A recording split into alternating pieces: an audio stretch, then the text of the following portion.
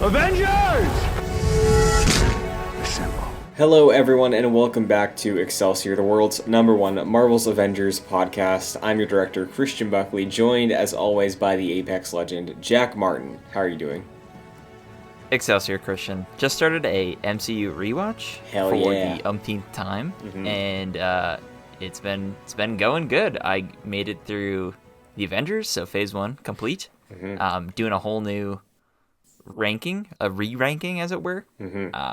So yeah, I'm excited. Iron Man 3 next. How about you? I know you started a rather unusual MCU rewatch. Yeah, so it's funny you say that because a couple nights ago I was hanging out with my girlfriend, who's also a huge Marvel fan, and the last time I watched the MCU was leading up to Endgame for this show, right? And I also did that the year before for Infinity War, so I did it in 2018, 2019, I didn't do it last year, and it felt wrong, so I'm doing it, and like you mentioned, with a twist, we're doing it in timeline order, so, I've already watched Captain America: The First Avenger and Captain Marvel. So Wow.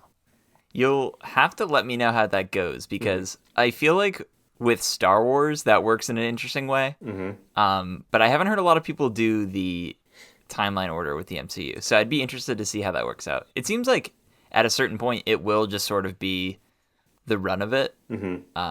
But there are some ones that take place at weirder times. So I'm interested to see how that concludes. Yeah, and watching Captain Marvel right after Captain America, I'll say this, that feels like it should have been a movie that came out in like 2008. Yeah, I can see why you say that. Yeah, and I feel like that probably would have made some of the like criticisms people have a little less valid, of like she just shows up, but like, you know, what can you do? This week, though, for March 6th, we will, of course, be going over everything involving Marvel's Avengers this week. We got some interesting stuff to sort through regarding the future of the game, as well as, of course, our finale thoughts, spoiler-filled, of WandaVision in the later half of this episode, and some interesting tidbits about what's going on with the MCU on the movie side moving forward. But before all of that, we're going to start the show, as we normally do, with Fury's Report. This week, if you want to pop into Avengers, your low power level mission is Enter the Avengers. Your high power level mission is In Honor's Name. The Harm Room Challenge will net you Avengers number 122 from 1963. And honestly, you might want to get into the game this week. I'll say that. Especially if you're trailing behind. But any standouts for you, Jack, when it comes to the marketplace for the week, because they've continued this trend of being pretty solid and having some comic accurate skins week over week at this point. You know, it took them a little bit to get there, but the past like month and a half, it's been pretty solid. Yeah, so I think there are 2 to 3 like standout costumes in the marketplace this week. First up is the Black Widow one, where she's wearing like the black and red sort of top, sleeveless.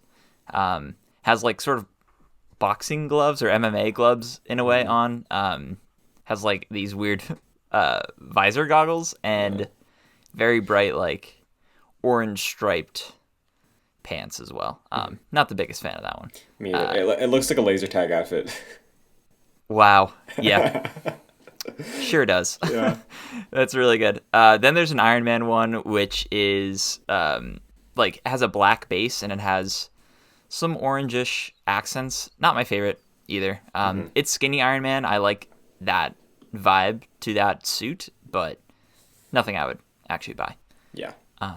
And then I think the best one of this one is the most recent Kamala skin, which I believe it's called the Karachi outfit for Ms. Marvel.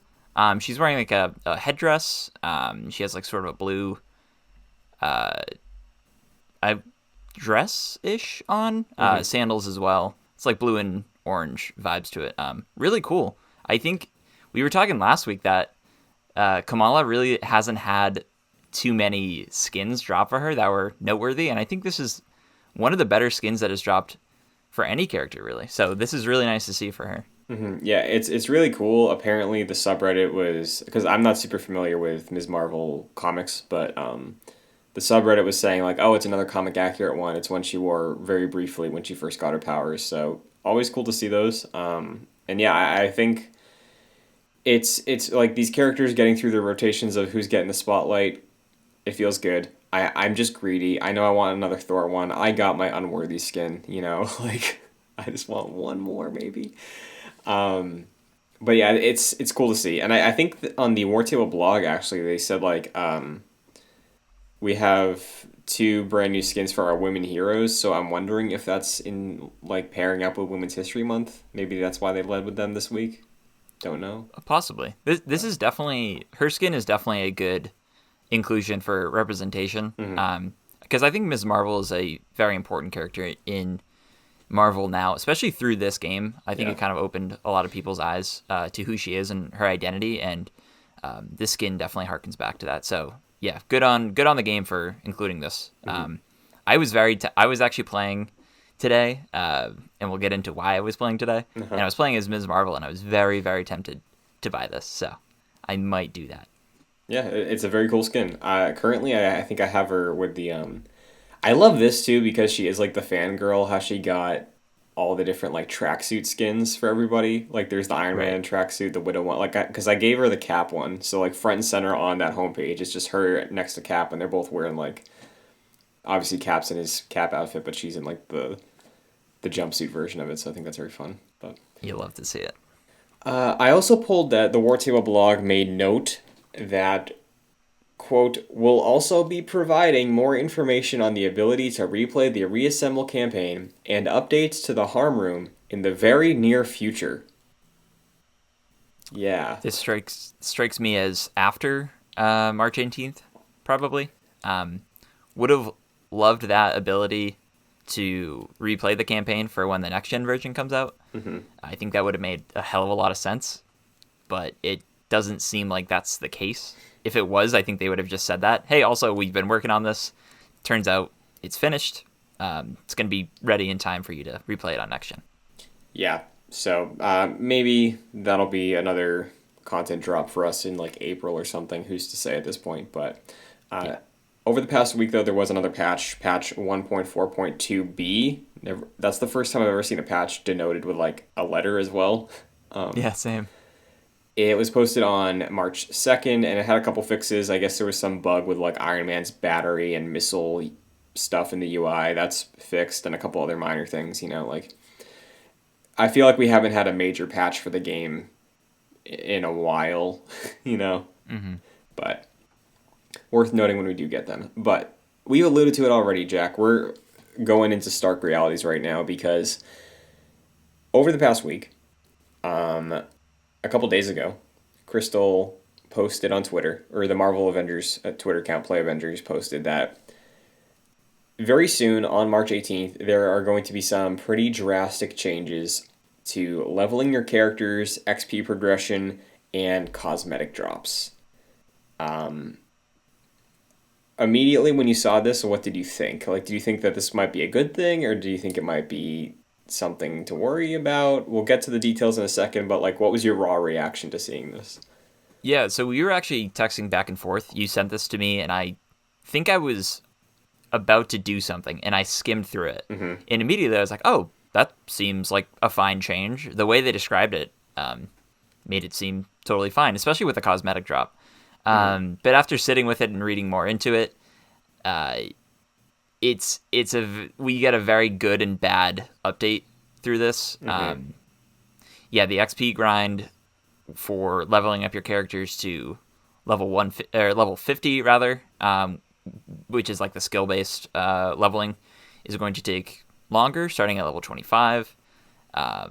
And the cosmetic changes, which is the good thing, will be basically making cosmetic items appear less randomly.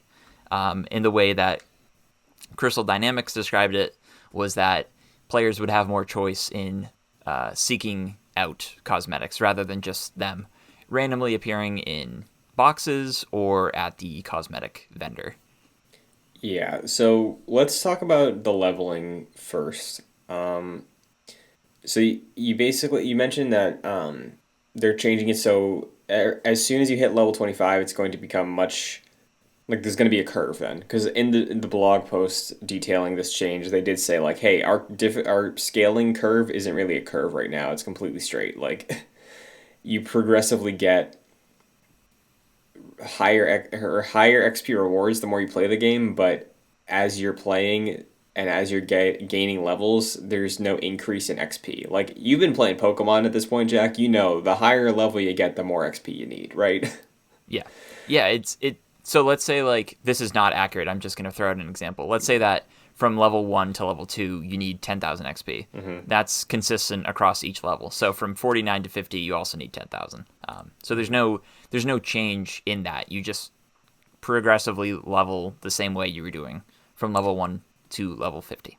Yes, and moving forward, that's what they're changing. And I think it's Right. also worth noting because I've noticed this for sure, and my friends noticed this too. Like, and I'm sure you have because you have many people at level 50. Mm-hmm. There's a bug where the more characters and heroes you have at level 50, if you're leveling a new character, you will be a level 50 before you know it. Like, there's some bug that like is based on your pool of characters that if they're higher level, if they're maxed level, it's even faster to burn through for some reason. Hmm. I actually don't think I realized that.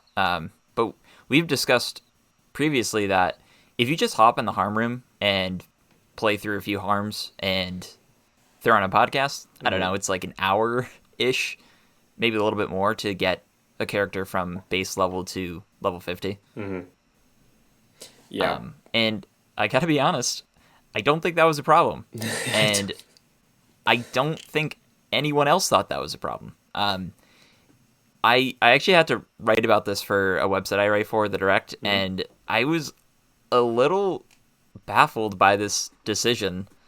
And I was essentially saying, like, I'm not sure why this was the priority.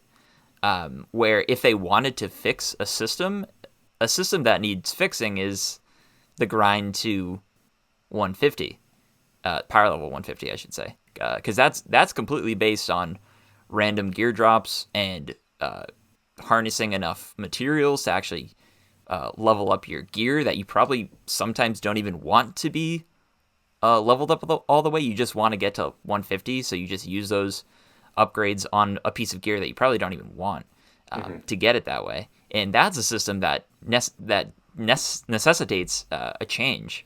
Yeah. Whereas this one, I really don't think does. And I don't think anyone thought that. It seems like they're adding a grind to get characters to level 50 that they don't. That grind is just unnecessary. Yeah, and I agree with you that the power leveling needs some work. Like Destiny's power, like there's power, like basically figuring out how much you should be gaining based on how much you're putting in. And Avengers doesn't feel like when I play Avengers, it feels like I'm all over the place on when I'm actually gaining power levels.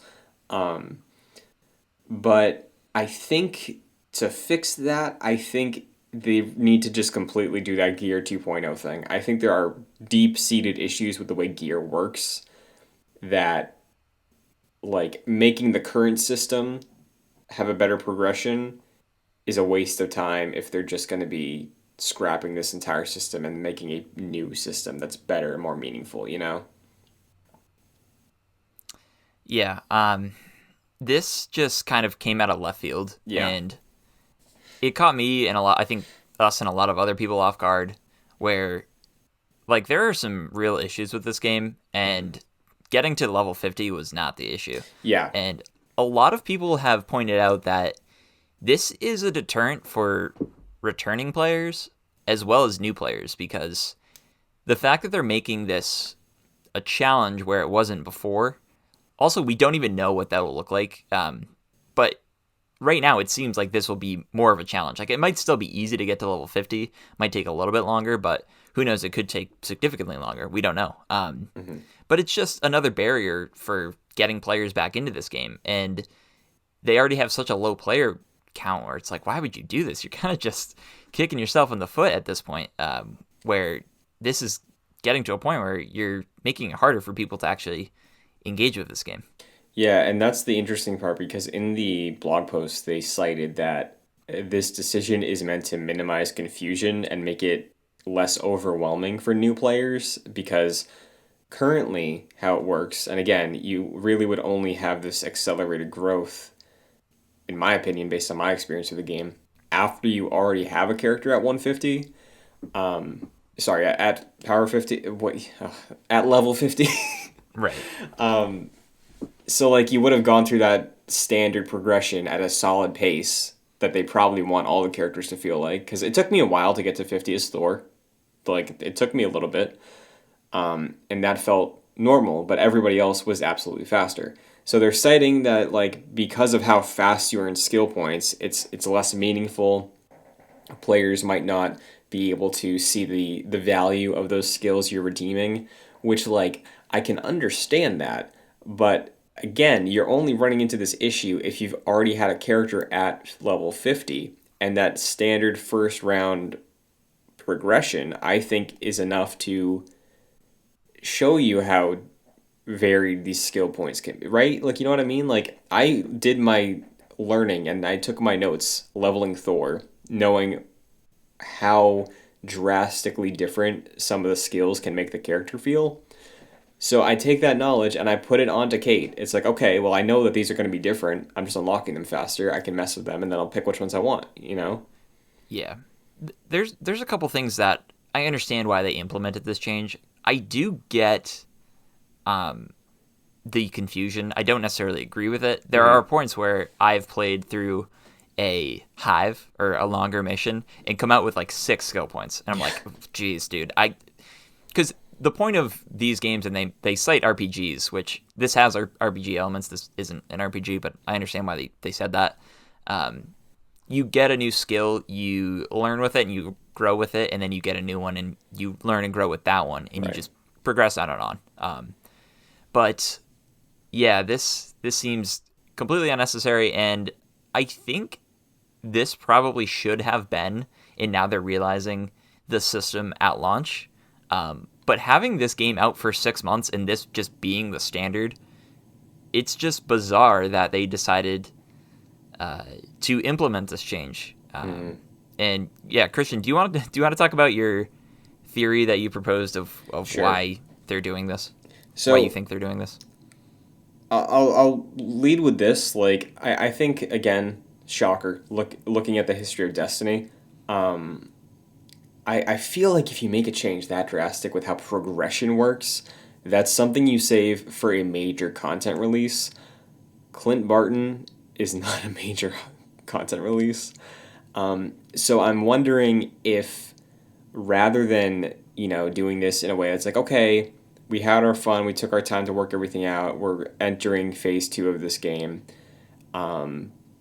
Things are changing, gears changing, progression's changing, and we have a lot of new mechanics that would probably come with a Wakanda expansion. This change makes sense for that. That's not what's happening. So I'm wondering, because you threw this to me before, of like, could we see the game hit PlayStation Plus at some point? Some of these changes, I'm sniffing this, it seems like it might be prepping to go free to play in a way or two. I can give some evidence for this if you'd like, or not Sure. evidence, but things making me question this.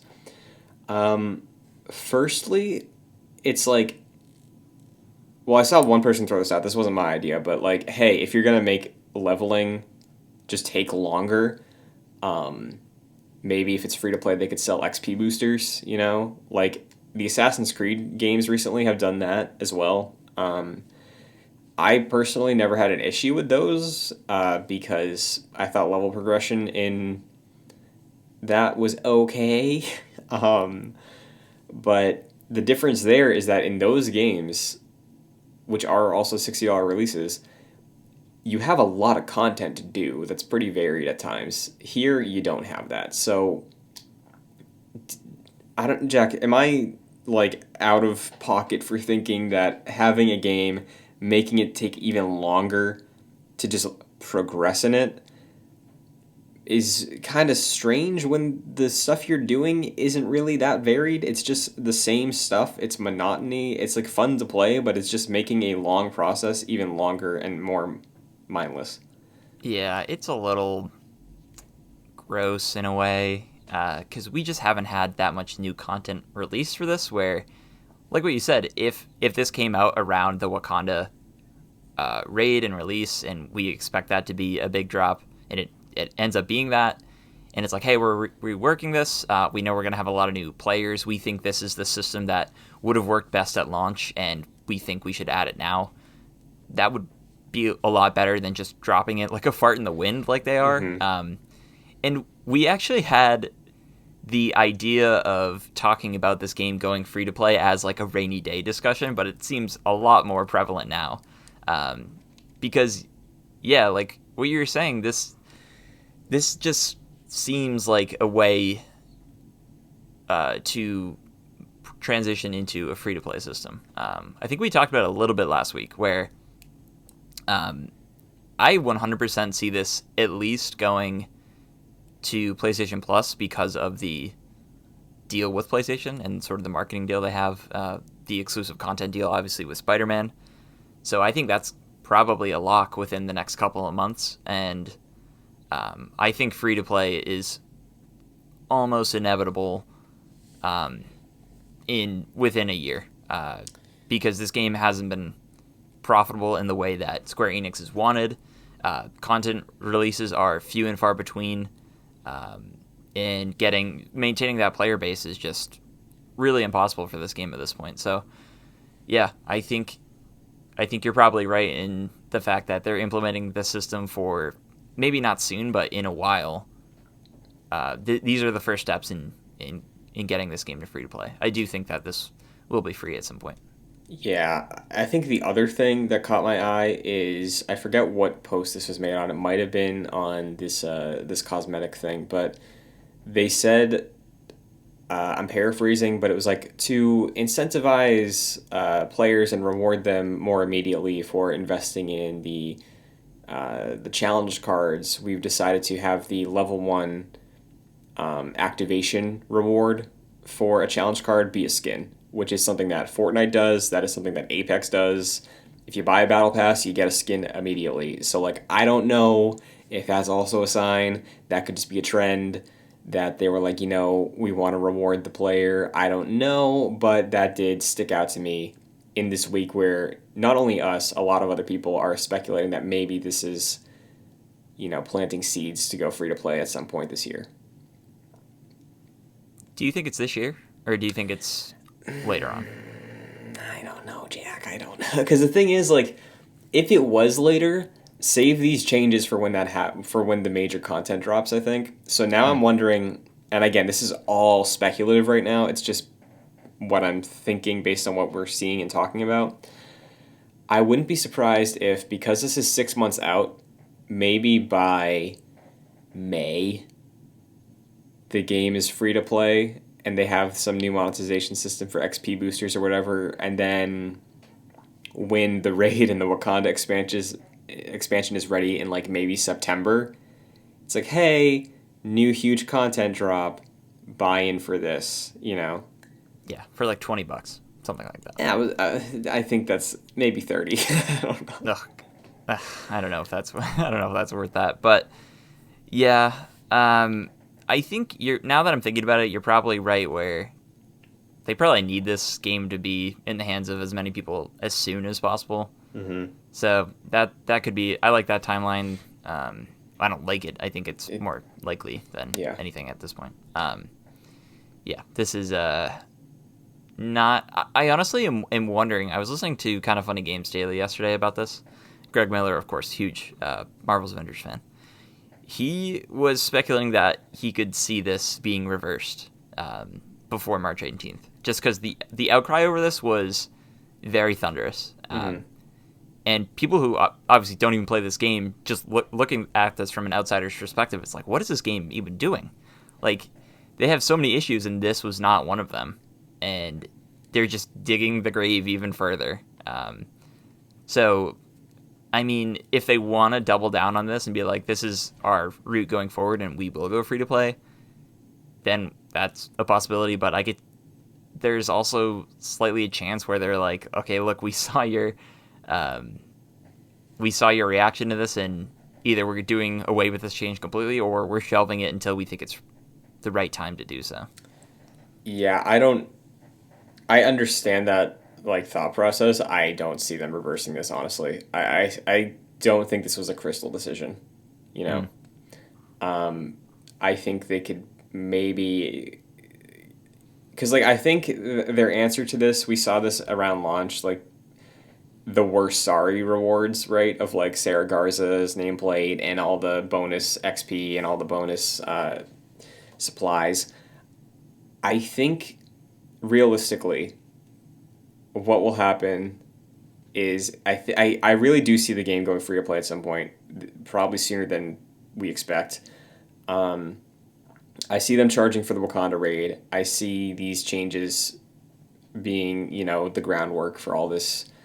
And I could see a world where the people who bought in, you and me, who's been playing since day one, we get some benefit, like maybe some like ambassador program of like thank you for being there at launch, maybe like an exclusive skin set or something. Like I could see some reward to try and incentivize it. Maybe we get a discount on the Wakanda release. I don't know. Like I think because I don't think this was Crystal's choice. I really think this was like, hey, make the game ready to go free to play, and they're they can't really do much on that front if it wasn't their choice.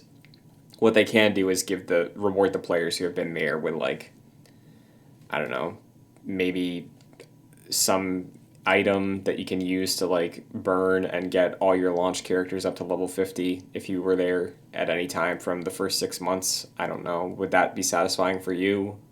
No, definitely not. So this is coming out March 18th, in time for Hawkeye and the next gen launch. From now until then, are you incentivized to go back in and get like Hulk and the characters that you haven't played at to level 50? I think it's hilarious that you call that Hulk because he's the one. I think it's him and Kamala. I don't have at level 50, but Yeah, it's Kamala, Hulk, and Thor for me. And I was playing as Kamala, who's like in her 30s at this point. yeah, I think I probably will just to have that. I'm not gonna bother getting their power level up because I still have my issues with how power grinding works. I'll say this too. Might be eating some of my words that I had last week about Clint, depending on how drastically different of a XP grind it is to get him to level 50. Because like I already got an archer to level 50, and it probably took me like 10 hours to get 5150 on her. Yeah.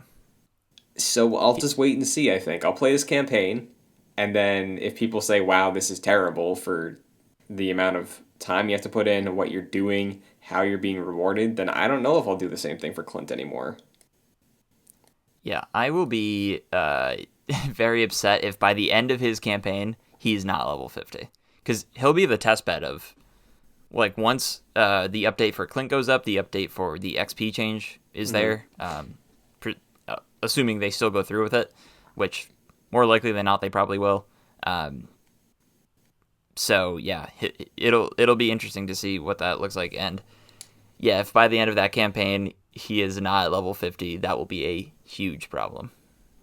Yeah, and like I'll give them wiggle room, right? Like if he's like close to 40, I'd probably be like, okay, I'll just grind the rest out because that's how it is in most games like this. It's like, okay, you get through the main story. Sometimes you're not fully maxed out. There's a little bit left to go.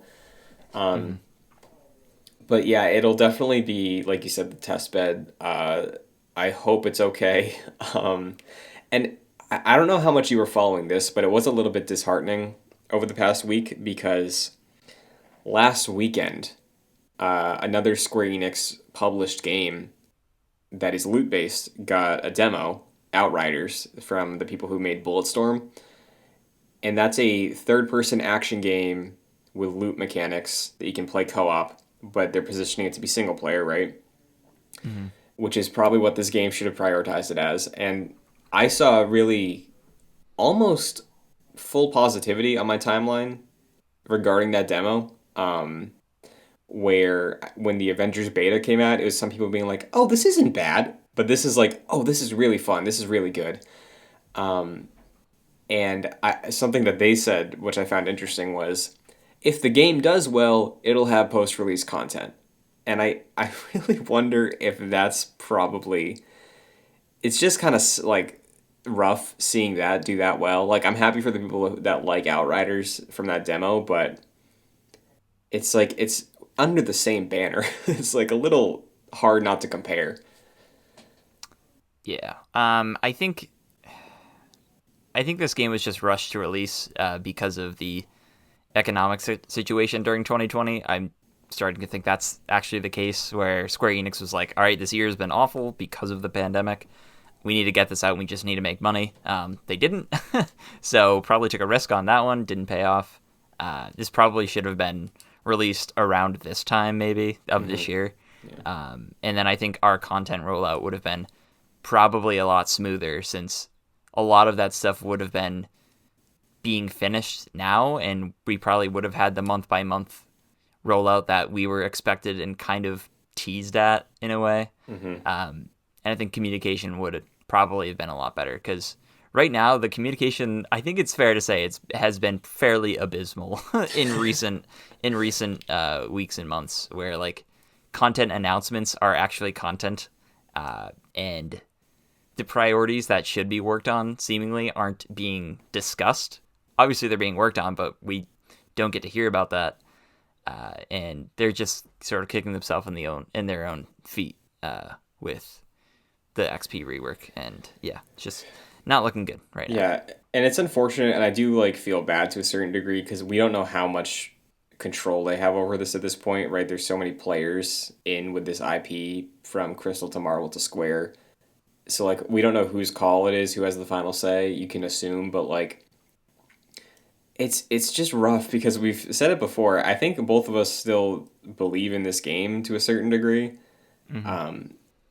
Really love how the characters play, really love the story they have going on.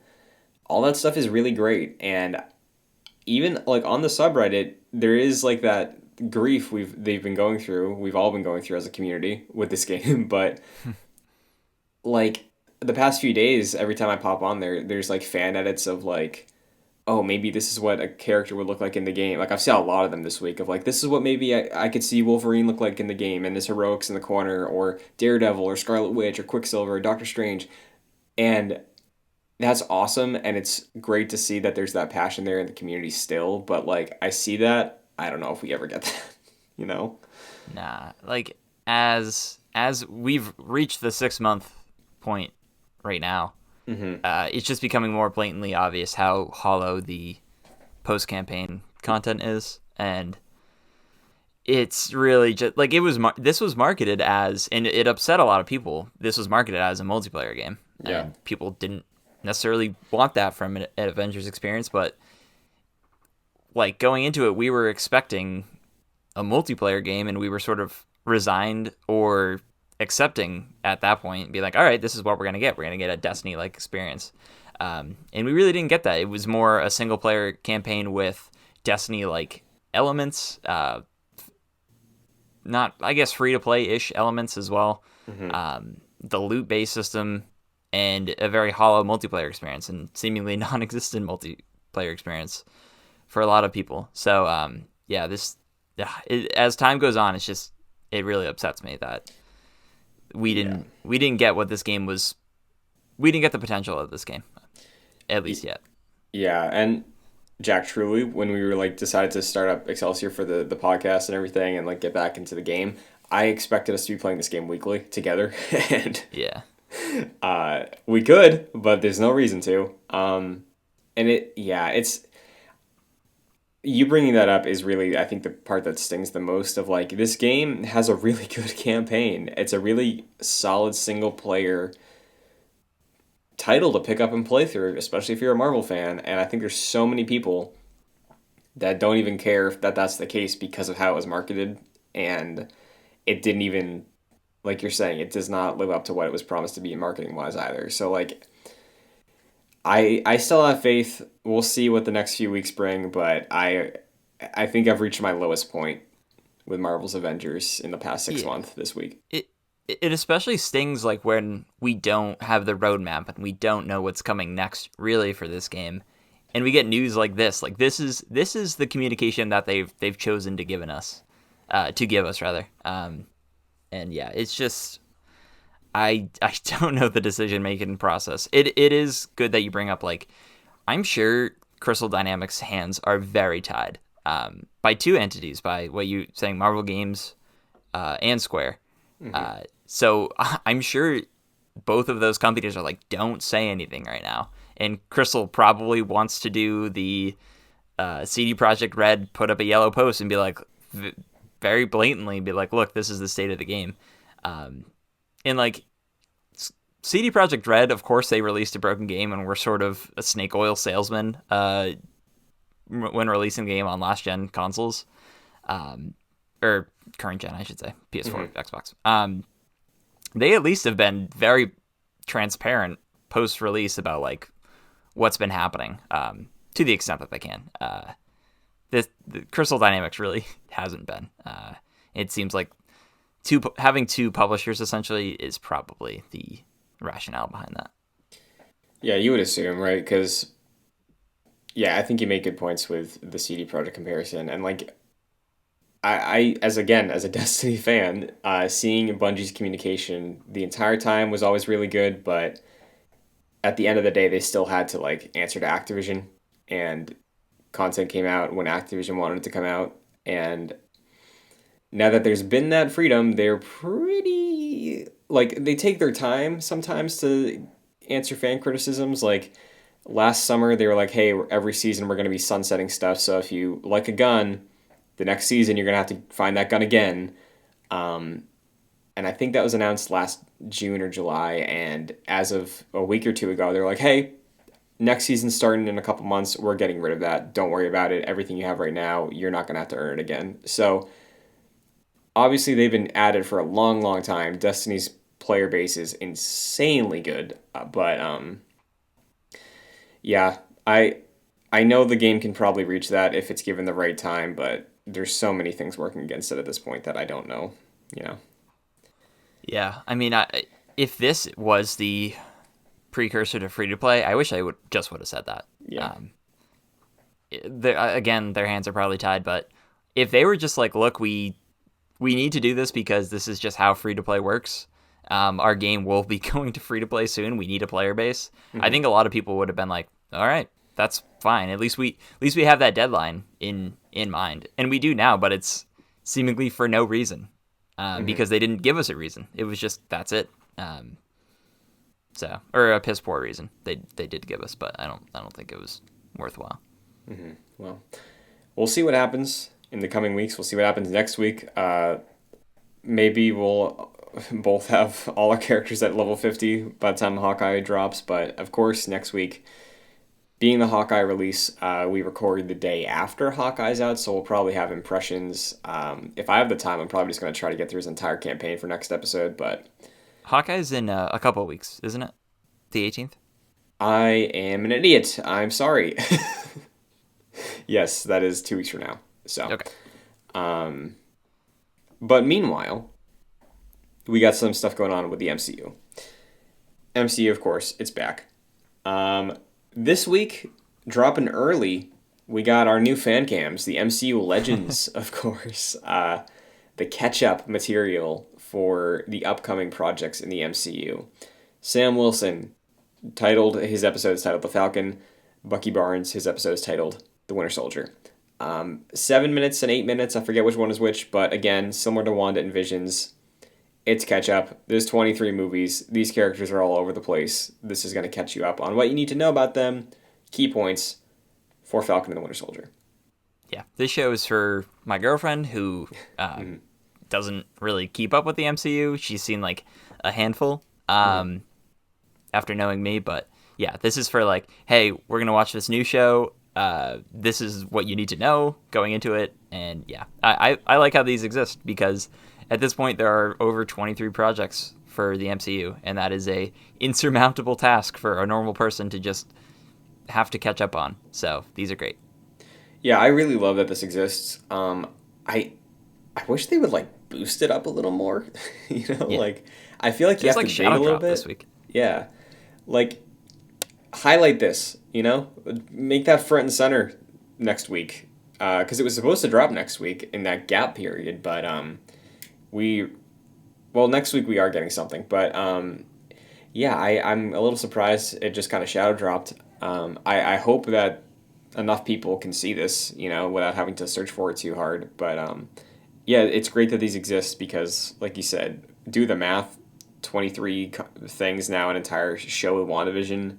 How many hours is that? Like, that's a big investment for 6 episodes of a TV show. But these are cool. I haven't watched them yet. I probably will at some point this week, but nice little refreshers. Totally. But the other thing with the MCU, uh, this dropped last night, actually, from the website Illuminati, which I am not familiar with, but you are familiar with the writer? Yeah, so the writer, Richard Nebbins, writes for The Direct, Very Nice Gentleman. He also writes for The Illuminati, which is, I think, more of an encompassing like movie website. I'm not super familiar, but it's similar to like The Direct. Cover a lot of Marvel stuff, probably a lot of Star Wars stuff as well. But yeah, I would say what you're about to say is you could probably trust this, I would say. Okay. So it's being reported that sooner than later, sooner than we all thought, we might be getting the MCU's take on the X-Men because Kevin Feige is actively working on some level of production for a film called The Mutants. What do you think of that title?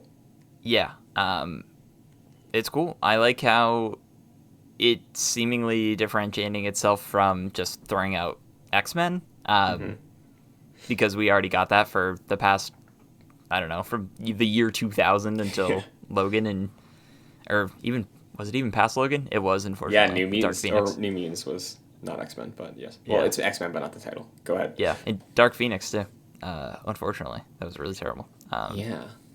But I do like the title. I know there was some speculation that people were just saying they're going to drop the and just have mutants. This is cool.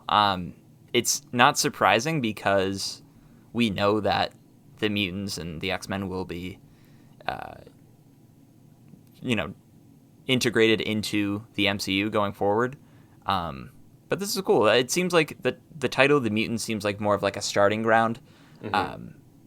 Because it will probably be like the building blocks. Like mutants are maybe discovered, or we realize that there are mutants among us, and this will probably be the building block movie we get to the X-Men. Because in the original X-Men, that group was already established, and this, from the title, it seems like it'll be working towards establishing that group. Yeah, which I like as an idea. And I think it is interesting because I saw people throw this out there before this was, the story broke. But like, maybe introduce the X-Men through a Disney Plus series and then lead up to a movie called the X-Men, right? Which, like, based on the description you're putting out there, maybe for this movie, that seems like something that would work really well as a series, right? Like, have an episode about Magneto, Professor X, Jean Grey, Cyclops, Beast, whoever else you want to have in that initial group, and then eventually have it lead up to an X-Men movie, right? Yeah, But that sounds cool. yeah, but instead they seem to be doing it in a film, which I'm with you. I like the title, and I think in the article it pulled out like a quote that Stan Lee had. I guess he originally wanted the X-Men to be called the Mutants, but then his editor was like, nah, don't call it that. So maybe it's like a callback to that. Obviously, I think the more direct choice is to distance itself from the Fox universe because despite what everybody was theorizing about WandaVision, like I was still surprised if they'd be bringing in the Fox X-Men characters, right? Because for so long, even when, in the original run of this show, we were like, oh, obviously Kevin Feige's going to want to have his own take on the X-Men, right? But yeah, the mutants seems to be leaning into that choice rather than, you know, James McAvoy shows up, right? Yeah, this like the report from the Illuminati was like this is a straight up reboot, Right. which I honestly kind of like, Me too. because we'll talk about it later in the episode. But like, yeah, they do want to sort of get rid of the past and do their own thing with the X-Men and mutants, which I love because they don't have to juggle any of the baggage that came along with uh, the Fox's X-Men, which is good because a lot of that was bad, was just objectively bad. A handful of those movies were really great, and a decent amount were not so great. So it's good that they just have their own opportunity to do their own thing now. And I think a reboot is a great idea. I think I would have liked, well, I don't know. I like the Disney Plus series that they've been releasing for Star Wars and now the MCU. But having like a traditional film and their own spin on the mutants, I think would be really cool and has me excited. Yeah, and I think as like, you know, bringing in the Fox universe, um, I like the majority of those movies. Like, if you cut out like Last Stand, Origins, Apocalypse, Dark Phoenix, I think what you're left with is pretty good. Um, and I think it would have been super hype, right? To have like, it's Sophie Turner, it's Hugh Jackman, it's James McAvoy, Michael Fassbender. Like, as a fan of some of those movies and that cast specifically, because I think the cast is excellent, even if the movies aren't great. That would have been, again, very hype. But for some reason, it feels like it's maybe a temporary thing. But I think this is that more natural progression that, like, hey, we're introducing them ground level, like you're saying, no baggage, and then we build up to that meaning again, and that attachment. So the X Men is my favorite Marvel team. So like getting them done in a way that like okay we're playing with everybody is still going to be exciting even if it's not mainly the direction everyone wants it to go in, but I think that this is the right call and I think the title's fine. Maybe the X-Men moniker comes at some point. Did you ever hear any of the like speculate? I guess they made a joke about this in Dark Phoenix. I never saw Dark Phoenix, but I think Mystique was like, oh, we shouldn't call it the X-Men anymore, like something like that. Like, do you think Yeah, it's maybe leaning to that at all, or just like, hey, it's a group? maybe. But I don't know. I don't think people are up in arms about the group being called X-Men, really. I don't think that's Yeah. ever really been Hmm. that big of an issue. I think people get it, Yeah. that it's not, male centric. Hmm. But I do like the idea of starting off with the title of the mutants. I think that's cool. I also think that it's not. I would I would much rather them just do an entire reboot, new cast, new anything. Yeah. But with the possibility of the multiverse being set up, presumably in Doctor Strange, I don't think it's out of the realm of possibility that we see one to two, or maybe a handful of returning X-Men characters in the MCU if Hmm. they want to. I'd rather them just do it completely over and just have new characters, but I think that thread is still a possibility. I would hope because I really love Michael Fassbender. He's the highlight of a lot of those movies for me. So like him coming back as Magneto, I think I'd accept it. Like I could Yeah, make it work for me. Same with James McAvoy, but yeah, the mutants I feel like does imply maybe setting up piecemeal that original team from the original comic run. Maybe a big focus on Charles and Eric, but we'll see. Maybe it's sooner than we expect. Maybe it's sometime at the end of Phase 4. That'd be super cool, but we'll have to wait and see. yeah. I remember hearing about mutants and being like, "That's so far off." And before WandaVision, Hmm. I thought, "Man, that's really we're not going to see that forever." And then like in the middle of WandaVision, I was like, "Well, guess we're wrong." But now after today, I think we will not see the mutants for quite some time. Yeah, I would. If I have to slap a year, I think we'll get it by 2025. Yeah, that's fair. In MCU terms, that's far away. Yeah, because that's like 9 projects from now. But Yeah, exactly. what's more immediate though is the WandaVision finale. So we're gonna get through this as always. Jack, we can lead off with some spoiler-free thoughts. I guess as an episode, what did you think? As a finale, what did you think? Without getting into specifics. Sure. Yeah, no spoilers. As a finale, I think it falls into some traps that a lot of the other MCU projects falls into, where they seem to have a third act problem, where it's like this is the big fight, and there's not a lot of uniqueness or specialness to those acts that it really stands out above the film. Sort of the inverse to the Avengers movie, where that third act is pretty incredible, and pretty much any Avengers movie, really. So I think that was a sticking point for me, where this episode essentially serves as the third act to WandaVision as a whole.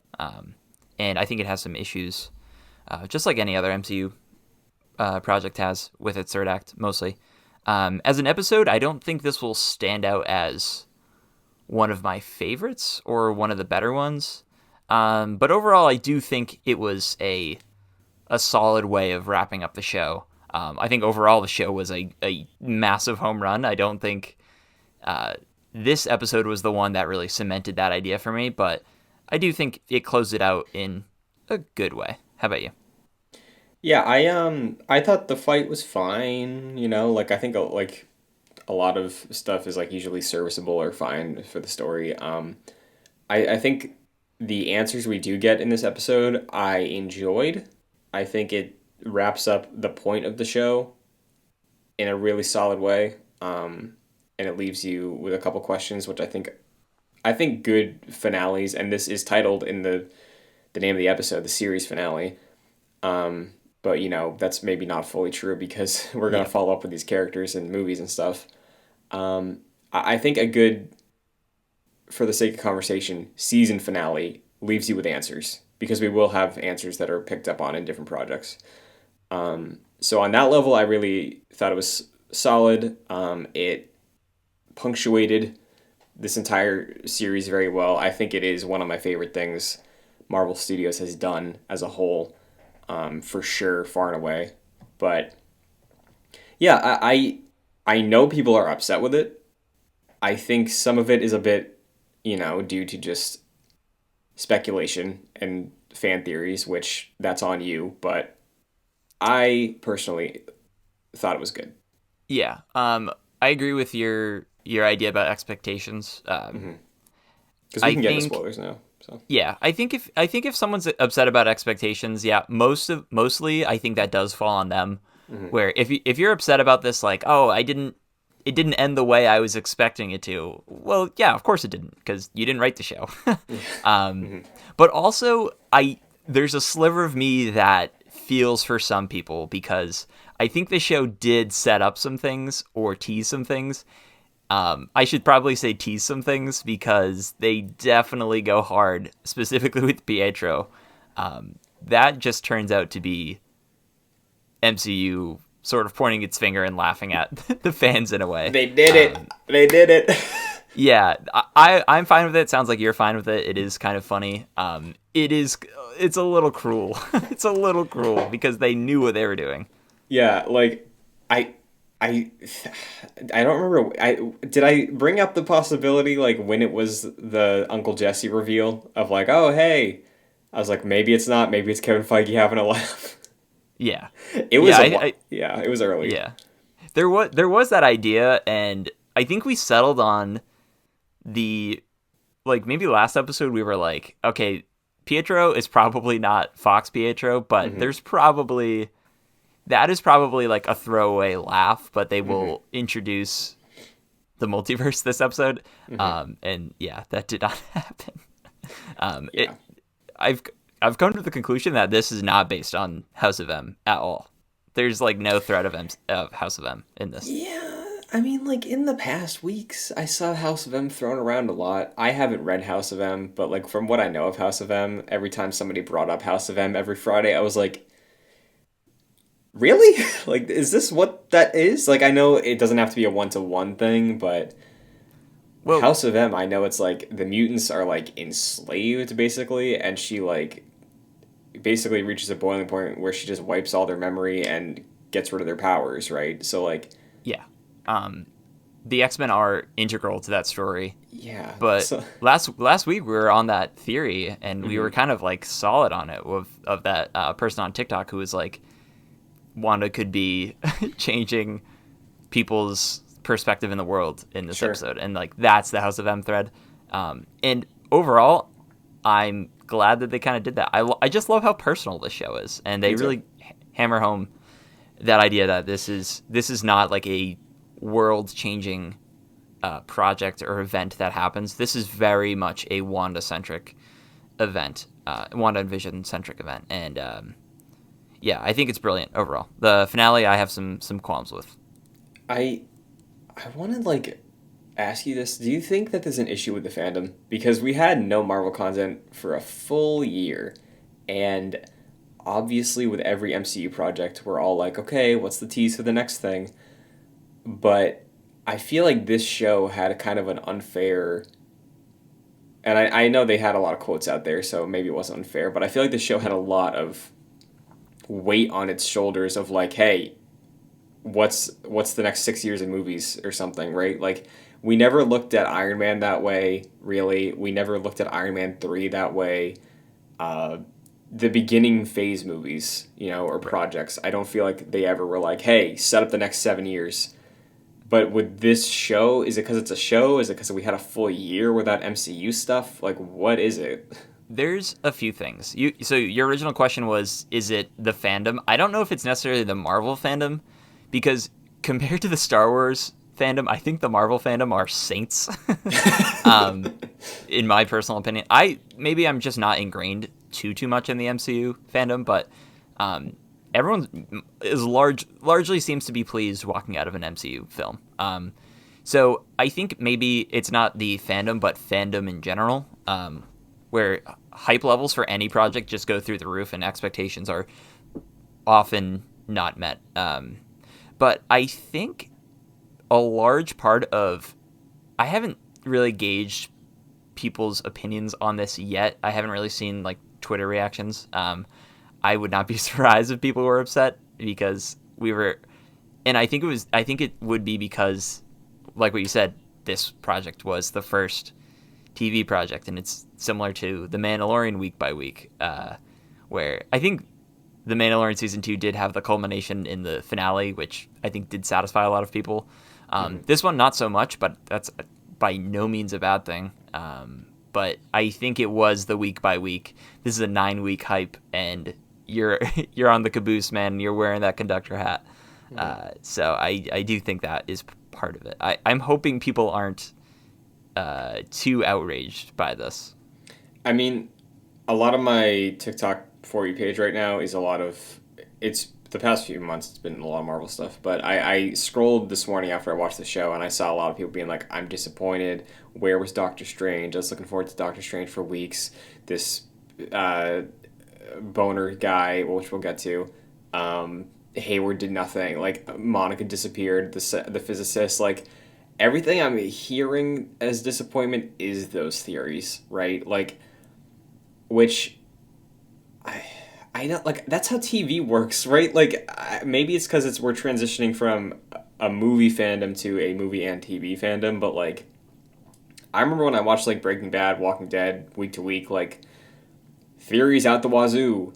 When something Sure. didn't happen, people weren't like show's trash now or like the episode was terrible because it didn't do exactly what we all thought it was going to do, right? Like is it just growing pains you think adjusting to this new medium maybe? Maybe. I also think there's baggage with expectations from the comics, Sure. in sort of piecing together what people expect to see based off of the canon Hmm. from the comics. So I think that has. I really do think that if this was released as the Netflix model, which I'm glad it wasn't. I like the week by week format. Me too. I think there would have been lower expectations. Whereas like you have an episode each week, the focus is really centered every Friday on what's going to happen next. Hmm. And I think if you blitz through that and you know by the end of that, and you do that through a weekend, and it's like, oh, this is just a very personal story. Um, I think for a lot of the upset fans, that wouldn't have been that reaction. I don't think we would have saw as much. But Sure. personally, I don't really care about them because I'm glad we got the story that we did. Yeah. I think this personal episode for me was fine. It wasn't It wasn't one of the standouts, but overall, this show was incredible. Yeah, and I do think it serves to bring up that like that I think that people disappointed because they were waiting for Doctor Strange or waiting for the X-Men or Magneto or anything like that. That is the vast minority of fans, right? Like you're talking about people who like us super invested with like every single Marvel thing we can get our hands on, right?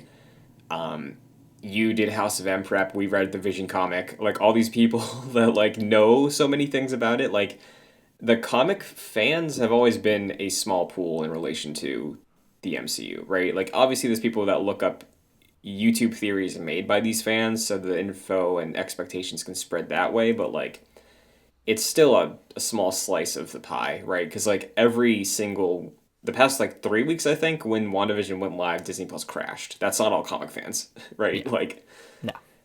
um, Um, and so it's not to say that having expectations or speculating is a bad thing because every week you and I were speculating at yeah, it's we can fun. see Reed Richards. Yeah, it's super fun. And it's not a bad thing, but you should. I think it's an important. This show might be an important lesson. Like go into things like this with you can have your expectations and you can have your hopes or something. But this is going to be the story told by Marvel, and just be prepared to be not have your expectations met, and hope that your expectations are subverted in a positive way. Because I think ours were by the end of Definitely. this. Yeah, because I think, like you said, I think that's a great idea and a great point of a learning experience. Because I think maybe a good majority of Marvel fans or younger fans that never really grew up with that type of week to week TV experience, it's like, okay, yeah, speculate all you want. It's fun. That's why I love the weekly release because that in between it prolongs the show's relevancy. It makes it stick with you longer, and it's just fun. That's like what you and I are doing every week. We're just throwing theories out there, but you need like you truly if you want to enjoy these shows to their maximum, you have to realize that there's a 99% chance theory will not be true, and then evaluate what you get. You know, because like Yeah. what we did get, I thought was really good, and I'm with you that I'm happy it's stuck to just being about Wanda. And I'll disagree with you slightly on something you said a little bit ago of like not having a I forget the way you phrased it, but like maybe like not having a huge payoff or something like that. Like I thought Wanda officially getting the title and then like owning her magic finally, that was huge, I thought, for like the scale of what the show is going for. And I really loved that for this episode. Yeah. That was good. I don't think that necessarily wasn't my problem with this episode. I think I was expecting a lot more emotions coming from last week. And this was an emotional episode towards the end, I think. Yeah. But I think my sort of I'm not sure if I like this or not yet. My biggest sticking point is the fact that White Vision is still out there, Hmm. which presumably is just Vision with his memories back. That's what I got from it. It seems like that's what happened. Um, and a little bit the goodbye from Wanda and Vision in the home as the hex is collapsing is somewhat undercut by the fact that Vision is still out there. And I was a little confused that like Wanda kind of knows that White Vision is there. Maybe she didn't know that his memories were restored, but Hmm. that was a little strange to me in a way where like I was certainly crying at that scene where they were saying goodbye and there was a lot of great dialogue between the two of them. But yeah, the fact that he's still out there it kind of undercut it a little bit for me. Yeah, I had that thought for sure, but I know we just talked about bringing comics in. Um, I remember, I think in the Vision, in the flashback sequence with White Vision, it's like I have these memories. I know what happened, but I'm not that guy. So I'm Yeah, wondering if because we get that like really emotional goodbye and you know, Mind Stone remnant vision of Westview, like he cries like he that's the thing, like the android can cry, that comic panel that's so iconic. hmm I think the my read on it is that they are going through with it. So White Vision, yeah, it's still Vision, but he doesn't have the emotions, But yeah, and I think it's because of that. It's like yes, he has the memories, but Westview Vision actually cries, something that we didn't know was possible. So I think because there is that difference there, that if we do follow up with White Vision at some point, um, I don't think he will feel for Wanda. yeah. True. And it also seems that Wanda is like she clearly through the course of the show goes through the 5 stages of grief. Yes. She has reached acceptance, Hmm. and like as she leaves behind and says goodbye to Vision, which I love the line where it's like we've said goodbye so many times, so it stands to reason that we'll say Hmm. hello again. Like Hmm. another great piece of writing in the show. Yeah. So that was beautiful, but it does seem like that as she leaves behind the proposed future life with Vision, she's like Vision is no longer the focus for her. Like she's accepted that and has moved on. So yeah, after talking through it, that probably isn't that big of a deal for me, but Hmm. a little bit as I was watching, I was like, well, we still have this guy. Sure. Yeah. I think you're right to point out the going through grief, and I'm glad we got to a point where she like accepts it and sort of makes the choice on her own to take it all away rather than because like every time we did talk about like oh it's all gonna fall apart, she's gonna go mad and just break the universe. Like as someone who's loved Wanda since Age of Ultron, like I didn't want her to go through that, right? Like Yeah. I'm glad she was able to grieve in like a healthy way, uh, grieve, but yeah, I'm glad she reached that acceptance and it hit for me. The emotions were there. Um, Saying bye to the kids, I was like, well, when they were like doing the tucking in and looking outside, I was like, call this. But what got me there was like I wasn't really feeling much about them saying bye to the kids. It's like, oh, okay, yeah, this is sweet. It's sad. But when she is at the door and she says the thank you for picking me to be your mom thing, that got me because I've heard that in my life. Like that Mm. got me. Can But you explain that line to me? I was a little confused by that. I mean, like growing up, I think like my mom would say like, oh, because like spirituality, it's like, oh, maybe you exist before you're a living thing. Mm. It's like, oh, you chose me to be your mother. Your personality, your soul chose me to be your mother, and thank you for Gotcha. that.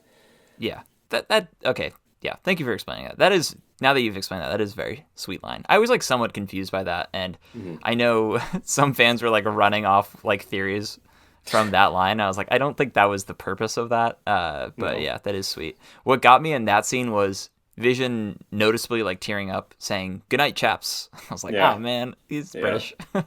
Hmm. That was good. And yeah, same. Like them saying goodbye, but this time it did hit for me maybe a bit stronger because I was looking at it of like, well, this time they're able to actually say goodbye. Like the way that in Infinity War when they said goodbye at the train station. It's like they didn't want to. They were kind of forced to do it. At the end of the movie when they were saying goodbye, they really didn't have a choice. But Right. this was like a peaceful version of that, and they were both okay with it. So Yeah. it hit me like that, I think. They had their say in it. Yeah. Which I enjoyed considering I love both of them. But Hmm any other thoughts about the kids? Um, I was we were talking earlier about like she loses them and then she completely loses control. I'm glad that that wasn't the case, and like what you're Yeah. saying, this was like a healthy way of her accepting this. She probably looked at them and was like, well, I guess I've really only known you for like a week or however long it's been. Hmm. And she's accepted that that was those kids were like a creation from herself, or so it seems. I know there's the stinger at the end. I don't even know what to make of that right now, but uh, yeah, I'm glad it wasn't like her kids are being ripped away from her. Now she's gonna go insane. I know a lot of Yeah. people were talking about the idea of like the stereotypical like mad woman, Yeah, like and I'm glad that they cleared that up and made it so they did not go through with that stereotype. And she is healthily by the end of this, of course, accepted that and has moved onward.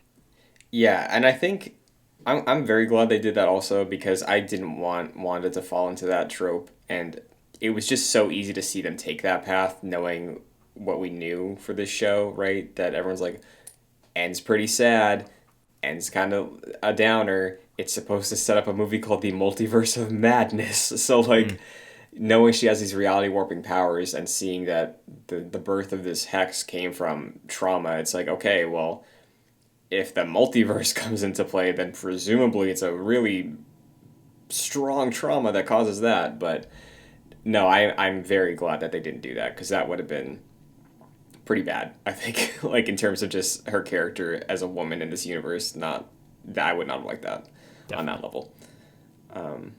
But do you want to talk about Agatha Agnes? What's up with her? Yeah, sure. Do you want to talk about the fight maybe? Yeah, so we didn't get the reality bending fight that we hoped to see, but I think it was a solid fight when it comes to the drama there. Yeah, I thought it was serviceable. This is one of those things where I was referring to like the third act problem, where Yeah. you get to this big like climactic battle and it's just a bunch of people throwing stuff at each other. Like same with Vision versus Vision, it was laser beam versus laser beam, and with Agatha and Wanda, it was red magic versus purple magic, which is fine. Like that's generally how MCU fights go. So I wasn't disappointed in that, but there are some standout MCU third act battles that are quite unique, and I think there's some great stunt coordination involved in a lot of those standout ones. And I don't necessarily think we saw that with this show, but it got us to where we need. I did like the Wanda learning from Agatha and using the runes to trap her. I did think that was very clever. Yeah, I loved that because I think for a lot of the fight, you could see that she was trying to like be defensive, just because every time she did attack her, she was like losing her life power.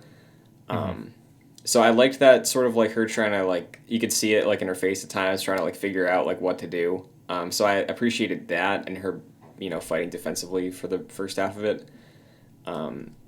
Did you make the connection when she was like purposely missing? Because like I was like something's up. She's definitely missing on purpose, but I didn't fully click with the runes until like Agatha went to like go for the kill. Yeah, I didn't get it until Wanda was clearing up her like illusion on her skin, and then I was like, oh sweet, she obviously is in control.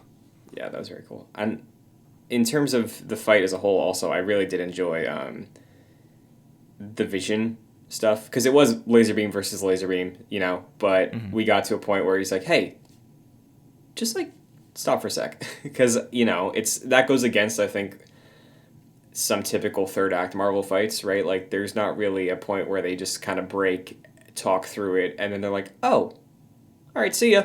Like we don't have to fight. There's not a whole lot of talking during these things. Yeah. So yeah, that was nice. And Vision was very much like, how would I defeat myself during this? And of course, we got the payoff to Paul Bettany's tease of working with the person he's always. I think that's hilarious. That's good. I know there are a lot of people have a lot of issues with maybe like too much hyping up of expectations in the press junket interviews. I think that is absolutely hilarious, and he should be commended for it. That was very good. And yeah, it kind of reminded me also the way he handled that, of the way he handled Ultron at the end of Age of Ultron, right? Like, I got shades of that there. Totally. Of just, like, negotiating kind of. Obviously, in Ultron, he ends up killing the Ultron bot off screen, but here I liked it, because mainly it means Paul Bettany can return. Yeah. I was thinking after this episode that it's totally within reason that we get a Vision recreation, maybe. Tom King's Vision. Yeah, dude. Because I'm pretty sure in that comic, like, the White Vision in the flashbacks becomes the Vision we see in that comic, and he creates his own. Mm-hmm. Like that could serve as a sequel slash antithesis to WandaVision. I don't know if they want to do that. It's totally within possibility that they could do that. Mm-hmm. I think that'd be really cool. Yeah, I think that would be. I could see that happen. At the very least, I could see Vision take on that role that he has, where he's like the representative for the Avengers on Capitol Hill or something. I Yeah. could see him do that, you know, just so he doesn't have to Um, be in everything. yeah, totally. I was surprised that there was still a Vision after this. I think we were kind of expecting things to turn badly. I'm glad, again, expectations subverted. Like we were saying, yeah, because I think this was really the first time where Paul Bettany and Elizabeth Olsen could really flex their muscles, and Mm-hmm.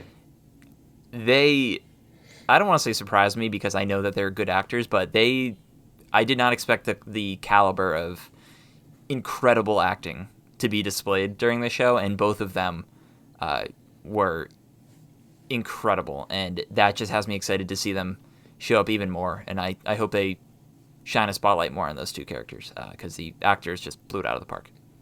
Yeah, I definitely agree, and my hopes are high for them to return. I think. So there's also this book, right, Mhm. that was revealed when we saw Agatha's basement, and this was a fan theory that was proven correct. The Darkhold, I think, is the name of the book. It showed up in Agents of Shield, and everyone was like, "Oh, it's this book. It's gonna be there. Trust me." I was like, "Okay, sure. It's the Darkhold. That's what it is."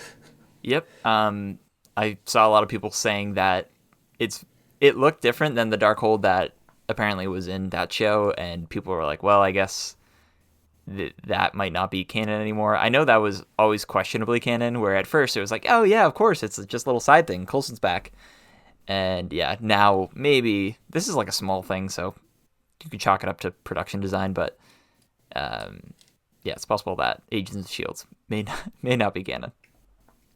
Yeah, who's to say? I'll wait for Feige to say something official about that. But yeah, so I obviously Wanda takes that book at the end and is reading from it, and we'll get to the post credit scene in a moment. But I think first we do have to discuss two more things. Mainly one, Pietro, Yes, uh, Boner. Ralph Boner. So he's Ralph. That's who Ralph is this whole time. That's Agnes Ralph. was living in Ralph's house. I think, of course, Boner is just a stupid joke, but Yes. Boner was a character from Growing Pains, I believe. Okay. And he lived in the attic. So I think that's a direct connection to that show. That's fun. Yeah. Or direct reference, rather. Like we said earlier, like I thought it was funny. Not the boner joke really, but I thought it was funny that it was a troll, and Right. I thought it was an extra laugh because it's like, and they used it to make a boner joke. Wow. Yeah. Um, so I enjoyed that, but I have seen something I want to throw your way. Hmm. Some people have pointed out, why on God's green earth would you have a headshot of a selfie of yourself that just has your name at the bottom of it as a normal person? Or is that paperwork for your new identity in the witness protection program? Because when this whole thing Ah. kicked off, Wu was like, my God, a guy of mine in witness protection disappeared. Is it actually Peter Maximoff popped into this universe, thrown into witness protection? Yeah, because that's a really great pickup because we don't get, after Monica, like, gets rid of the necklace that was, like, sort of trapping him from Agatha, we don't get a pickup from Ralph anymore. Uh, Mm-hmm. and it's like, why? How did he even have Quicksilver's powers to begin with if he was just this random dude? Like maybe Wanda's hex like was just keeping up appearances, and oh, Pietro's here. I guess he has to have Quicksilver's powers because she did manifest a son to have two sons to have each their own unique powers. So I Mm-hmm. guess it's not out of the realm of possibility that that also happened here. Mm-hmm. But now, yeah, now that you say that, and I took the headshot as Agatha like reaching out to people and being like, I need someone that looks like, uh, I need someone that looks kind of like Pietro for this. But I think that theory is very interesting. Yeah, I don't fully believe it, especially if that mutants rumor is true. But I could see it be a thread they pick up on like 2 years from now and be like, surprise, it was this guy. Um, but I think for the people upset, maybe hold on to 1% of hope. Because I could see, like, that did strike me a bit. I was like, that's weird. Why does he have, like, a picture like that that just says his name in the corner of it? Like, it wasn't a license or anything, it was just a picture. So, Yeah, that it was a headshot, and that's why I was like, oh, did he just was he just this bum who was looking on the internet for a job or something, a way to make money, and saw Agatha's posting being like, hey, I need someone who looks like this. mhm. But yeah, I the witness Because, protection line could be one of those things that people are reading into it way more than they should. yeah, That happened with the Mandalorian with some line that I'm forgetting. Maybe with Grogu and like the Jedi Master is the one sure. I'm thinking of, where that could just be Ahsoka just saying a random Jedi Master, doesn't even matter who, and people are like, it was Yaddle this whole time. That it could be that situation, but Sure. who knows? Because there was one other document there. There was some document that said Westview and it said Ralph Boner on it. And it looked like maybe tax info or something. I'm not sure, It but was a bill. It looked like an electricity bill. okay. Gotcha, gotcha. Yeah. Well, if that is the case, good job, Kevin Feige. You got him. I thought it was fun, but who's to say if he comes back or not? Yeah. What do you think of that? If the Mutants is a full reboot, but we do still have maybe Peter Maximoff, like, would he be cool with that? Yeah, like we were saying this earlier, it's entirely possible that they do a 3/4 reboot of the X-Men and just most of the characters are recast as whatever the MCU wants them to be and wants them to look like. But with the possibility of the multiverse happening, it's likely that they might just be like, okay, all the mutants are new except for these five because the actors are just too cool. So we're gonna keep them. Yeah. I think. I mean, like you compare the two Quicksilvers we've seen live action. Like Fox's Quicksilver is by far, in a way, the preferred one in fans' mind. So they could totally just be like, "Yep, that's our guy." And for Scarlet Witch, for Wanda, the explanation could be like, "This is Peter Maximoff. He comes from a universe where he is not related to you. He's not your brother. So don't feel weird about this." Yeah. I could see that. I really could see that happen at some point. So I'm not going to write it off fully, but if it really is nothing, haha, good fun. Yeah, Um, I real trivial thing before we get to the post credit scenes. Love the new outfit. Very very cool. totally. I was I was a little surprised that we were talking about this last week. You pointed this out on the Disney Plus like loading page for WandaVision. You could see that like Yeah. partially, and I was a little surprised that they kind of gave that away. Yeah, because like I think I noticed it originally when the promo material went out, and I kind of forgot about it. And I was like, wait, that's new. That's not like an old suit. Yeah, So yeah, I really liked that whole transformation scene with her. That was really fun, and I'm glad that she got the original outfit, like the hair too, being like the full blown comic hair. Like that was really really cool. yeah. The suit is incredible. It is like one of those. This turns out to be the origin story of the Scarlet Witch, and I think they did a really great job. And the suit reveal is part of that, and they nailed it. So good job. Agreed. Um, any closing thoughts on Westview, the citizens, anything like that? Hayward shooting at the kids and Monica, like anything like that before we talk about the post credit scenes? A few things. Hayward is just the worst. Yep. Like not even just in the show. Like he's just a bad character. He's just bad for bad sake. Yeah. Didn't appreciate that. I I love the flourish from Jimmy, and I wish we got more Jimmy in this episode. I agree. I thought the same thing about Darcy. Like, I'm glad she's the one that, like, pinned him down. I was like, oh, yeah, cool. Darcy, you got a good line. And then really nothing else with her. Even Monica, I feel like I was left wanting a little more. Obviously, we get a tease for the future. But, yeah, as far as everything else goes, Wanda kind of walking away free of everything. Like,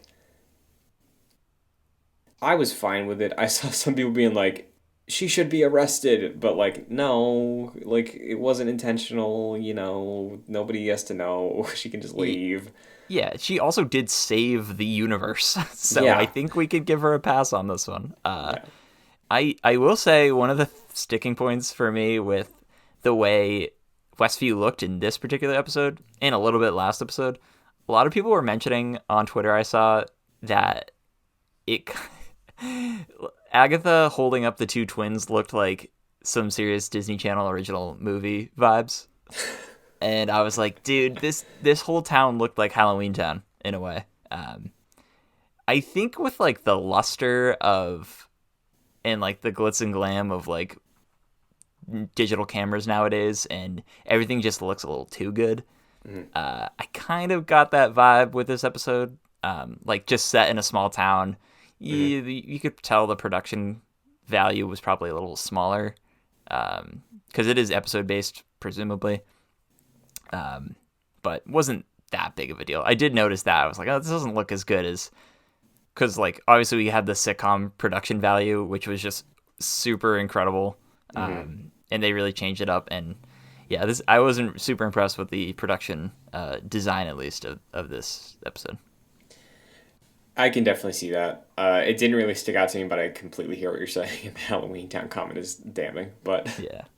um, one thing I will say before we talk about the post credits is that I was pretty vocal about midway through the season about being disappointed with the way they handled the sitcom stuff moving forward. But I think in hindsight, seeing where they wrap up, I am glad they ended it when they did.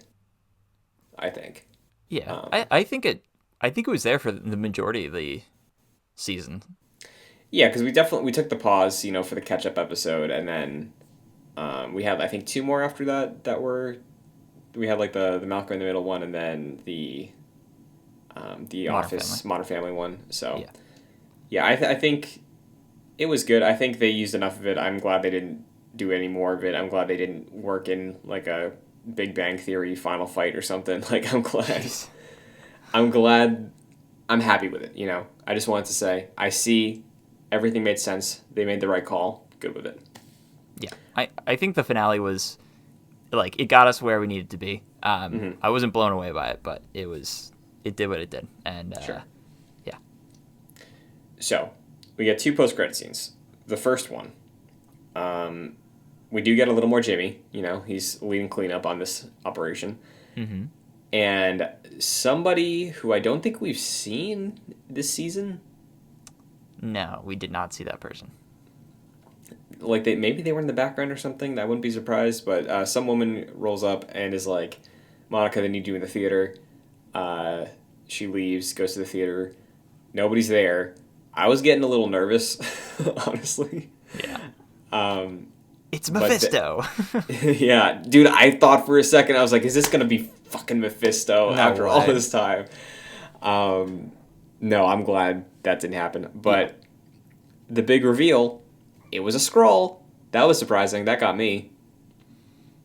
I don't know if I was super surprised by that necessarily, because I know a lot of people were speculating that they would see a scroll because of Monica's connection to Captain Marvel and all Mhm. that. So yeah, it Maybe was cool to see though. I like the idea of scrolls. So maybe it's because 12 hours ago I watched Captain Marvel for the first time since theaters.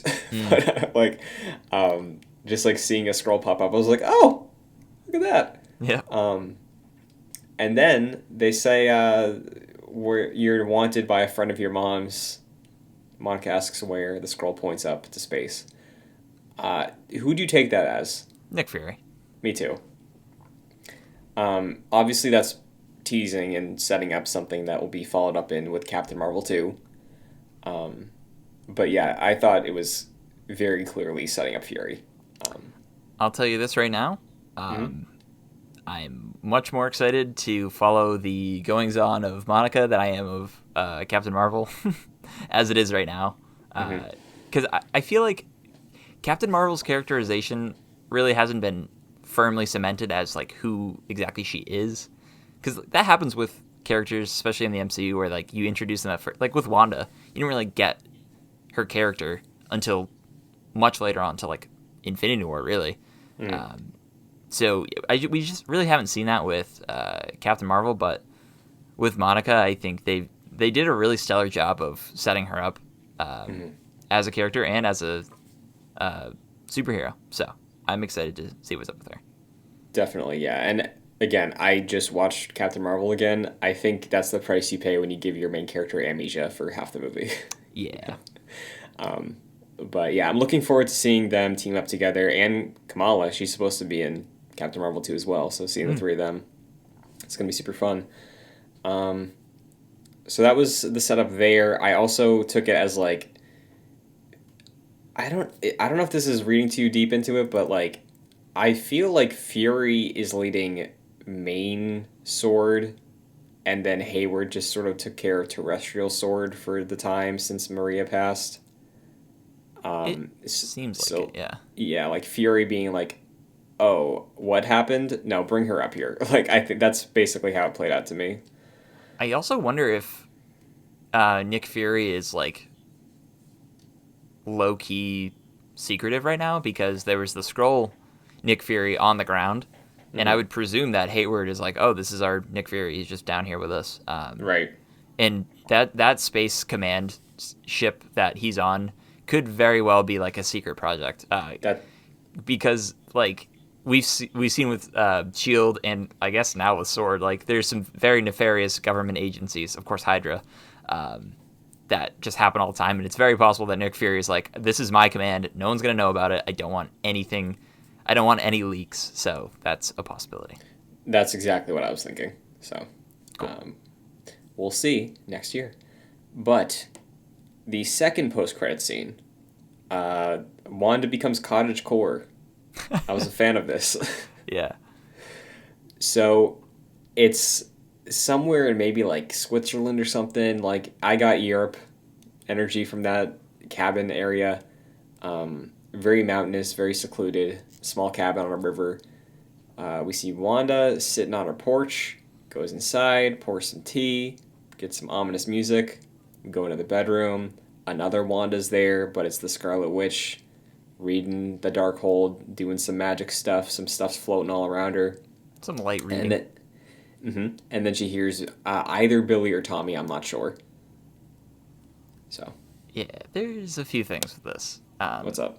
Early on in the episode, Agatha mentioned Wanda being more powerful than the Sorceress Supreme, or the Sorcerer Supreme. That I would assume that would be Doctor Strange. I think that's his title.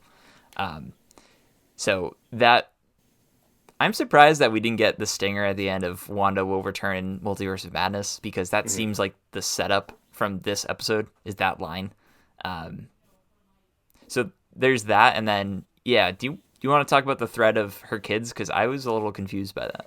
I think that might have been our little teaser about the multiverse.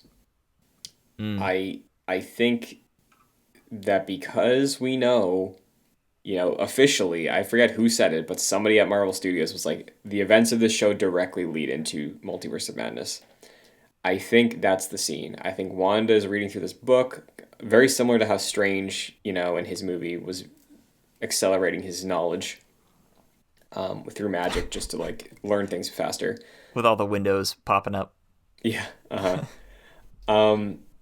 I think it's probably similar to that. That's what I figured from like her floating and the spells and all that. The way that Strange did like his astral projection to read while he was sleeping, right? And then normal Wanda's just hanging out. I don't know. But specifically with her kids, I thought that maybe she could have been using that book to try and, learn about how chaos magic works, how the Scarlet Witch can create reality and stuff like that, and maybe find a way to look into another world.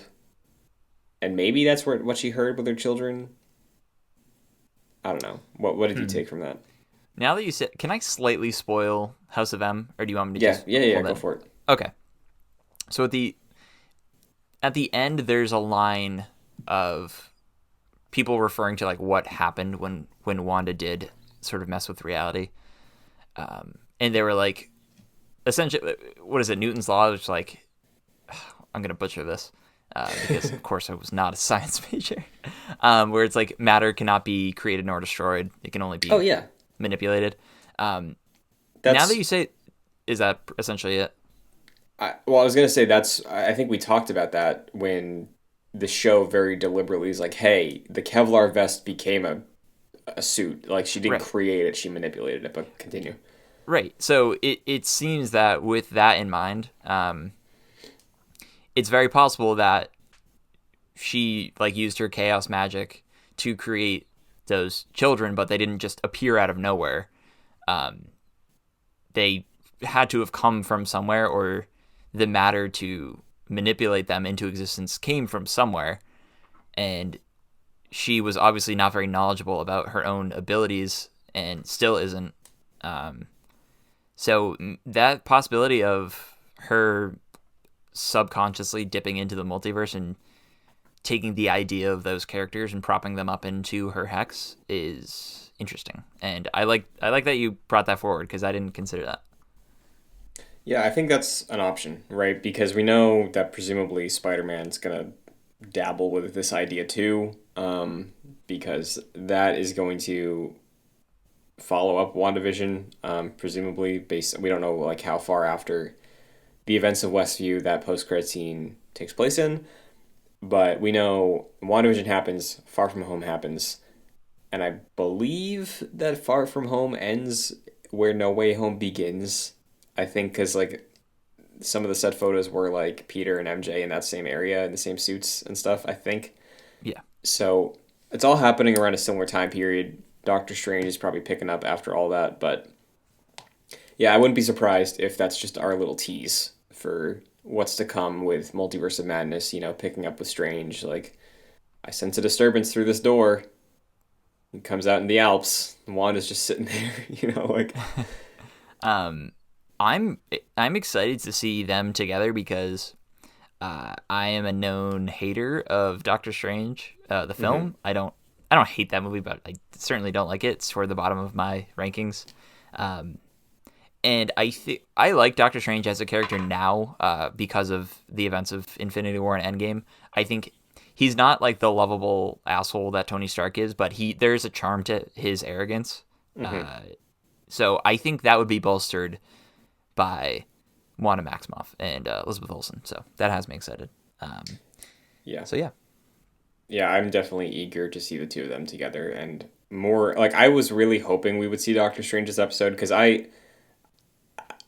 I definitely like the movie more than you do and I like his character a lot. So like seeing him interact with her, I really wanted to see that and I know it's coming, but I want a little tease just a taste. hmm But I'm really excited to see the two of them presumably working together. It's like how do you feel that she's not really a villain like a lot of people wanted to see or hoped to see? I know we talked about like her dealing with the grief in a healthy way is good, and I'm glad that happened. But you know, I'm now excited to see her work with Strange, not against him. yeah. I think you and I are both excited about the prospect of her not necessarily being a villain yet. I know Yes. that she's destined to become one from what Agatha was talking about, but obviously destiny can be changed, or however you hmm however you believe in that. I don't know how the MCU takes a stance on that, but it is possible though that through the Darkhold and through which, by the way, not a good book. This is not the Bible, ladies and gentlemen. Yeah. It's not. People don't point to that and be like, "Oh, this is a good read." You're gonna get some great morality from this thing. I hmm assume that will taint her personality in some aspect or another, and I could see this being a tease at Wanda going up to Strange and being like, "Hey, talk to me about the multiverse." Strange being like, "Okay, here's all the information you need to know. You can't do anything with it. I'm supposed to be the guardian of whatever he's supposed to be the guardian of, and like you Right. cannot tamper with the multiverse." And I could see that being a tension between the two, and Wanda eventually going against his wishes and tapping into the multiverse and trying to reach out to Billy and Tommy. Yeah, I think that's a really solid prediction. I could see that absolutely be what happens. So, Yeah, but I for as long as possible, I want to be on the side of Wanda. And I think even if she does become a villain, there will always be that sentiment of siding with her. Oh, for sure, yeah. Because like, if Strange is gonna be like, "No, you can't do this," then she could just be like, "Okay, then why do you rewind time a million times?" Like Right. there's absolutely that support for her that I think will be lasting for a long time. But that's WandaVision. Do you So, you want to rank this thing? ooh, okay. So I'll throw this in with the previous Excelsior ranking Same. because it's been a long time since I did that ranking. I look at that ranking and I scoff at it. Me too. So, At my end. yeah. Let's see here. Ooh. Because so my top five right now. We Mm-hmm. should. This is going to the top five. Let me tell you. Mm-hmm. Is Civil War number one, Endgame at two, Infinite. This is preliminary. Infinity War at three, Winter Soldier at four, and Homecoming at five. And for WandaVision, I think I would put that at number five. So below Winter Soldier and above Homecoming. I think for me, like as an overview, I don't think the finale was my favorite, and I don't think that's necessarily a bad thing. But I do think overall this was the best personal look at a character we've seen in the MCU. And I think it was the most emotionally resonant for me. And I think it was on all aspects, like it was an incredible production, and the fact of every episode was a different style. I think the acting was probably the best acting we've ever seen in the MCU, and I know people are discussing possible awards for the actors, and I think that's entirely justified. And yeah, overall, I think this was by far the most unique MCU project, and I adored it. So easy top five. Sure. It's difficult because I know this top five as it stands should not be this. So like Yeah. I don't know like how accurate it would be to place it, but if I can do a slapdash thing, it's like okay, so Guardians 2 is at number 5 right now for me. This was where we left off when we did our review of the MCU. Guardians is at number 5, Volume 2. Number 4 is Homecoming, 3 is Far From Home, 2 is Endgame, and 1 is Winter Soldier. If I was doing this strictly based off of this ranking, I'd probably put it at number 4. So, Above Guardians, Volume 2. yes. So it would be the new top 5 would be Homecoming, WandaVision, Far From Home, Endgame, and Winter Soldier. But I can tell you right now, I think I probably like what I got out of this pound for pound, maybe more than Far From Home. Mm-hmm. And maybe Endgame to a certain degree. I have to rewatch Endgame. It's been a very long time. Yeah. But I think you're probably also doing a new ranking as you go along, timeline order. Yeah. Yeah. I'm doing the same. I'm like I said earlier in the episode, I'm going back just Iron Man forward, and I'm ranking so far. That'll be fun to discuss our new rankings because I think mine is already different. I don't want to hell look yeah, too dude. much. I don't want to look too much at this list. I only looked at my top five. I don't want to be Yeah. influenced in any way, but mine's already different. Yeah. And I think it's worth it too because, as we go on with the show, obviously like Avengers week to week, but also we have new MCU content. So we're going to have to rank Falcon. We're going to have to rank Loki, Black Widow. So like I want to have an up to date how I really feel about the MCU this year to place these moving forward. So. Same. Yeah. Well, that is going to do it for the end of WandaVision, the end of the series. I am looking forward to Winter Soldier in 2 weeks. But Jack, until then, where can the Agents of Excelsior find you? Sure. You can follow me on social media at Fascinated Jack. Christian and I have a Pokemon podcast called My First Mon. We're closing in on the Elite Four. So if you like Pokemon, you can join us on My First Mon on JoyClicks. How about you, Christian? Sure, you can follow me on Twitter, Twitch, and TikTok. If you want Marvel TikToks, we got those plenty on my page. At Chun2D2, CHUN number 2, D number 2. This show is available on youtube.com/joyclicks for the video version, alongside all of our other podcasts in playlist form. We also have a Metal Gear playthrough podcast. We are approaching the end of Metal Gear Solid 2 right now. That's a big favorite amongst the group. So you can check that out as well in its individual playlist. But this show is available in audio format as well if you want to listen to it. You can check it out on Apple Podcasts, Spotify, Stitcher, Google Play, wherever you get your podcasts. And if you enjoy the show, be sure to leave a review or give it a 5-star ranking if you enjoyed the episode, because it takes just a quick second, helps us out a ton. And if you want to help out even more, patreon.com/joyclicks is where you can go to support the shows. $1 tier, $5 tier. $5 gets you producer credit on this show and all of our podcasts, like Chris Sakas and Aaron Easton. So thank you very much. But that's going to do it for this week's episode of Excelsior. We'll be back next week with probably a lighter news week, but until then, Excelsior. Excelsior.